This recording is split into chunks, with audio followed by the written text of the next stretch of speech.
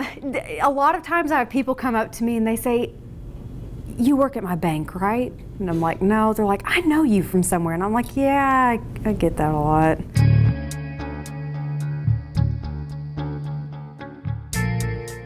Allison Munn has worked at KAIT for 8 years.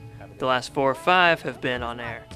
This may have not been her dream job as a kid, but she can't imagine doing anything else now. There are so many stories of people who, who set up news sets in their living room and practice the news, and I never did that, but it just all kind of fell into place. My dad owned an automotive shop, and whenever I was about 14 years old, he's like, "Well, I want to start airing commercials on the local radio station."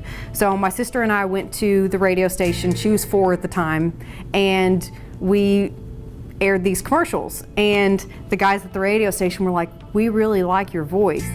And 2 years later, she got a job there. That led to a scholarship and later a job at KAIT, the local TV station she watched as a kid in Pocahontas, Arkansas.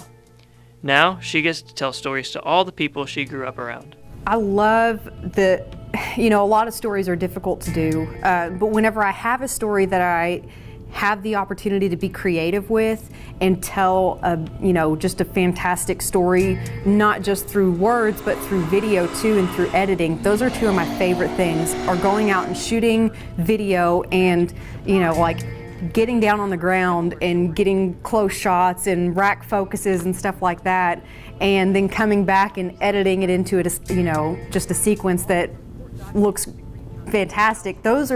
I love being able to tell stories like that. Those have become 2 of my favorite things, are just shooting and editing.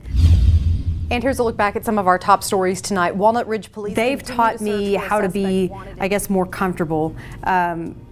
Just the way that Craig and Ryan and Diana interact with each other. I mean, you can pick up on their mannerisms and realize that it's, okay, well, it's not that big of a deal. We can just be ourselves. We can, just operate the way we normally would. It's so much like family here, where we joke around with each other, and it's not just like those of us on air, but behind the scenes too. And it's just, I don't know, I guess that's part of what gets you through it, because some of those news stories that are so serious, you have to find a balance between it and find comedic relief elsewhere, so that you're not so, a lot of days the news can be so heavy that it weighs down on you, but being able to, during your commercial break, joke around with your co-anchor, just makes it a little bit easier.